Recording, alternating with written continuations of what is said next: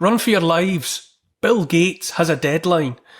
On his Substack, journalist John Fleetwood reported news that Bill Gates has confirmed his foundation, quote, will close its doors permanently, end quote, at the end of the year 2045.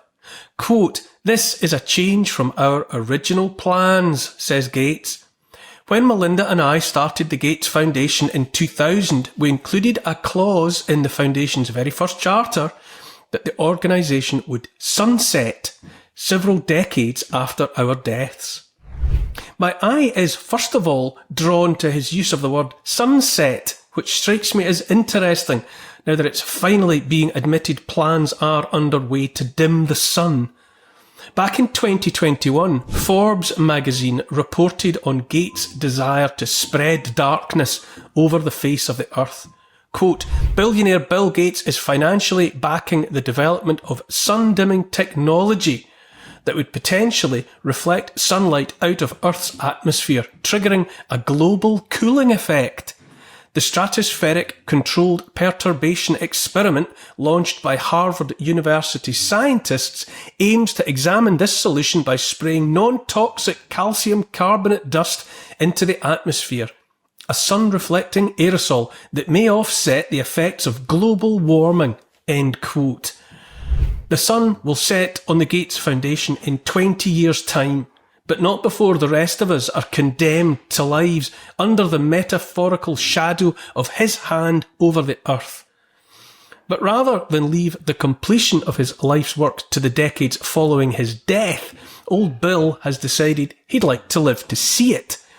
Quote, more recently, with the input from our board, I now believe we can achieve the Foundation's goals on a shorter timeline, he says, especially if we double down on key investments and provide more certainty to our partners, end quote. He believes he will accomplish this because over the next 2 decades we will double our giving, predicting that the Foundation will spend more than $200 billion between now and 2045.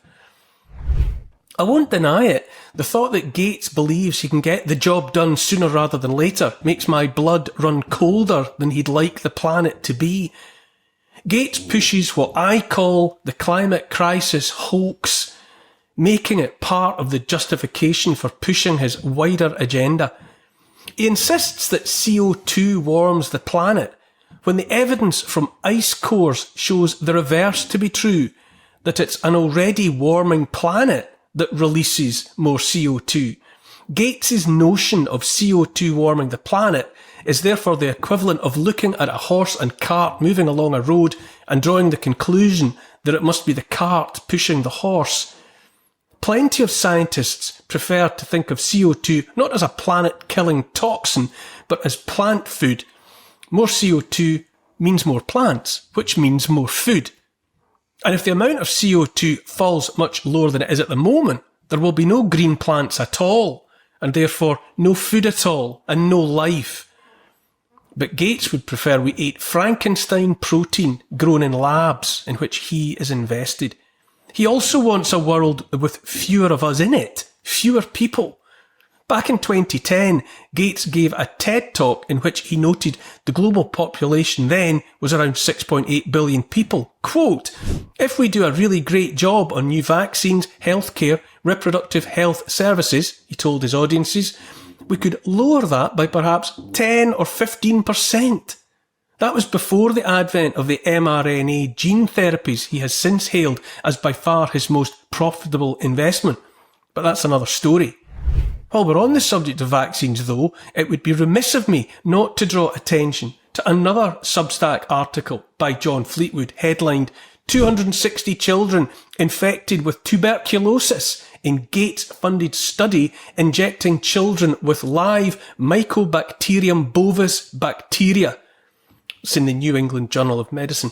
A Gates Foundation funded tuberculosis vaccine trial has resulted in the infection of 260 previously healthy South African children with Mycobacterium tuberculosis, according to a bombshell study published in the New England Journal of Medicine on May 7, 2025. Quote, Gates Foundation money is now backing clinical trials that inject children with live tuberculosis family bacteria under the banner of vaccine development.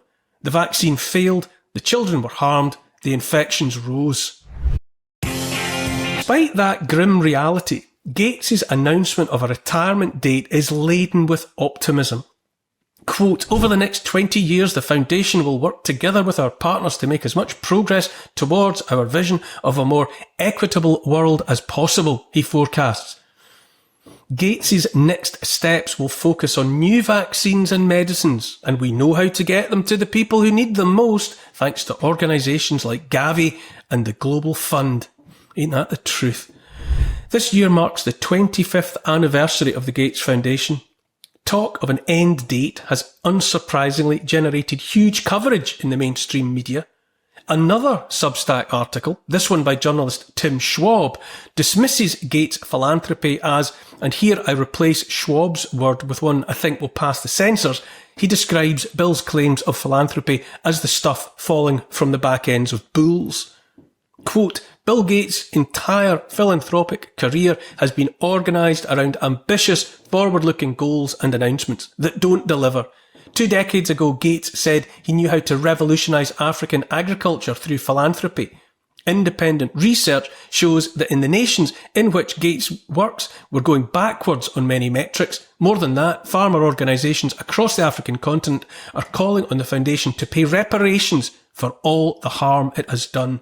Across all of the Foundation's work, from public education to public health, we see the same trend. Bill Gates makes grand announcements accompanied by huge financial donations. Journalists, as the current news cycle illustrates well, go into stenography mode, exalting Gates as the unimpeachable humanitarian. And when Gates' charitable crusades fail and cause all kinds of collateral damage, journalists tend not to notice. End quote. Gates is making more money via his so-called philanthropy than he ever made from Microsoft. He is more accurately described not as a philanthropist, but as yet another oligarch. That's a term usually applied to fabulously rich Russians, but if the cap fits, impossibly wealthy men like Gates and Zuckerberg and Bezos and Musk and the rest use their money to buy political influence and also, which is infinitely more troubling, the untouchable status of gods. Gates' pattern repeats over and over. Environmental activist Vandana Shiva has said, when Bill Gates pours money into Africa for feeding the poor in Africa and preventing famine, he's pushing the failed green revolution. He's pushing chemicals, pushing GMOs, pushing patterns. End quote. Gates has seen the potential of India too in relation to GM crops and more vaccines for all sorts. In December last year, he appalled Indians when he went on record saying of the subcontinent, quote, it's a kind of laboratory to try things that then when you prove them out in India, you can take to other places. To cut a long story short, I say Bill Gates is no kind of force for good, not one I recognise anyway. I don't believe his claim that he'll give away almost all his wealth by 2045. I say that's just a PR stunt as usual. His kids are already rich beyond the dreams of avarice, and during the next 20 years, what's to stop him changing his mind anyway? Perhaps opting instead to hand his foundation and its billions to his offspring. He's the man who lectures on the need to save the planet while admitting his fleet of private aircraft are his guilty pleasure. A man with the ego required to set about making real his desire to reduce the world's population and literally to place that world under a shadow he himself casts is surely a man who will always have plans concealed in darkness.